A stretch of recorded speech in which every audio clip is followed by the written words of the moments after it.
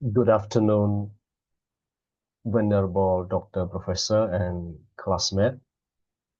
Today it's my great honor to present uh, both of you again on behaviorism, constructivism, and Socratic methodology or Socratic pedagogy.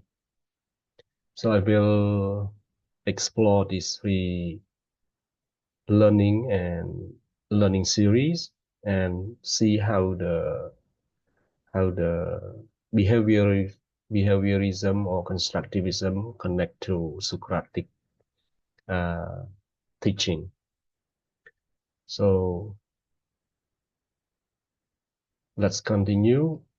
So this presentation will cover the three theory of learning and their relationship to Socratic pedagogy and compatibility for teacher to use in the classroom. So before we learn about the connections and the compatibility of the behaviorism to the Socratic pedagogy, let's know of each of the learning series or teaching series.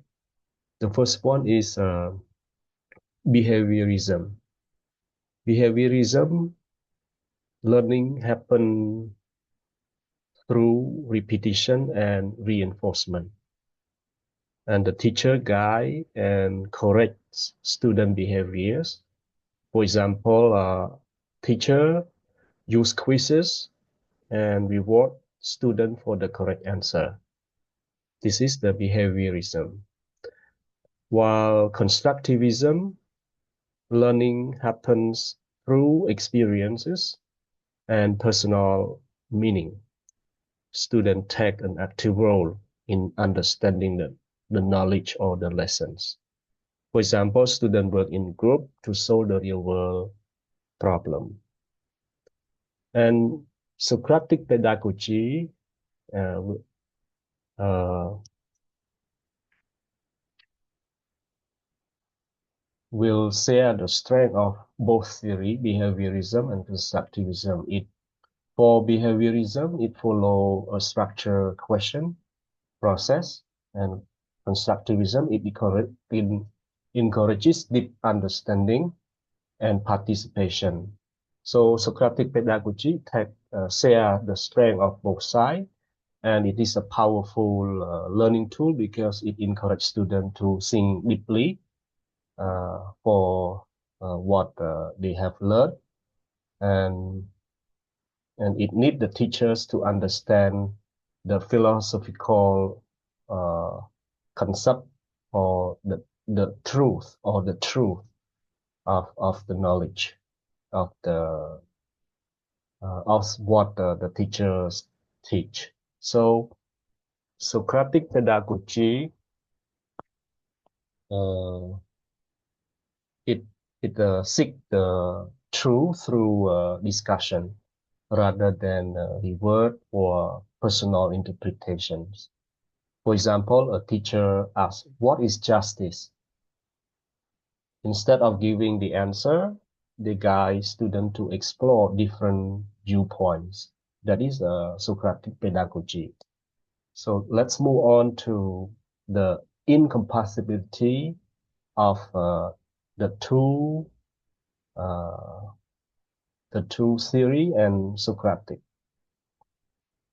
Although Socratic teaching has a similarity with the behaviorism and constructivism, but actually it has some, it does not fully fit. For example, for behaviorism limits, it does not encourage dialogue or deep thinking for behaviorism. For example, a history teacher using multiple choice tests and does not promote critical discussion. While constructivism limit is it assumes all knowledge is personal, while Socratic teaching seek universal truth. For example, two students may have different views on fairness, but the Socratic method challenged them to find logical answer. So the Socratic pedagogy believe in truth. Truth exists. The truth exists and is discovered through questioning. So again, for behaviorism, it does not encourage dialogue. For constructivism, it assumes all knowledge is personal. Actually, while the Socratic method encourage deep thinking and encourage to seek universal truth.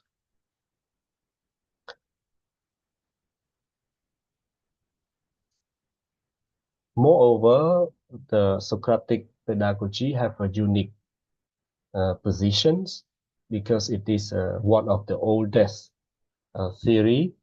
It works through guided conversation where teacher challenge student to question the belief.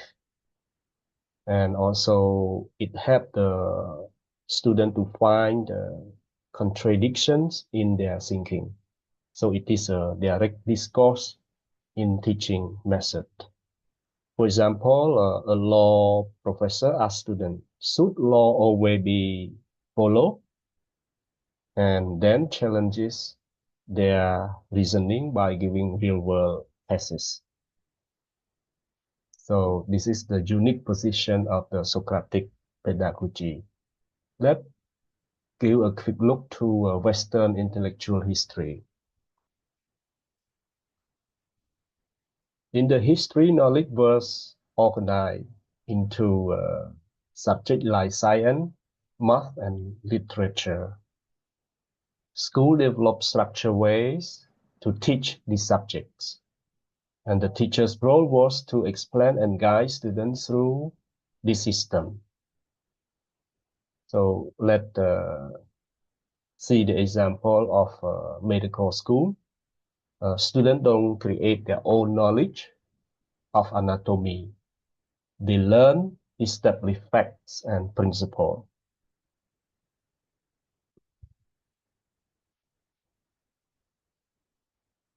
Teacher's task.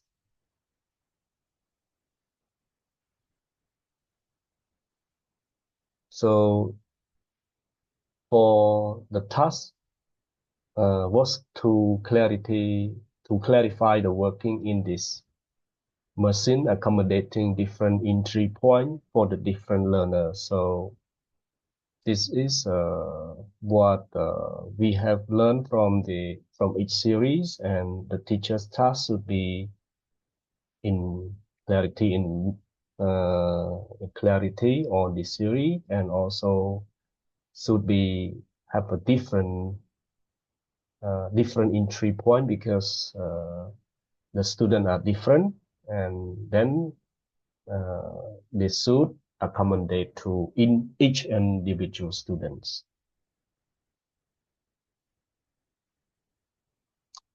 So let's see another viewpoint of Socratic awareness that is called reputation. Reputation is it is finding true in thought. So it is method of questioning to find truth and examine the belief, identify the contradiction and gap, and lead to truth to uncover the assumption of the learners. So this is what we highlights the importance of knowledge, lead to deeper understanding, examine, understand, and finding the truth. This is the Socratic awareness. And finally, I can assume that Socrates, I can, in short, I can assume that Socratic pedagogy challenge learning theory limit I mean, the two, behaviorism and constructivism, and the importance of dialogue and truth. So when we make conversation, we ask and answer the question to find the truth. And this is the unique approach that that the teacher and the learner should consider in learning. So for my personal view, it is I really in depth. I really interested.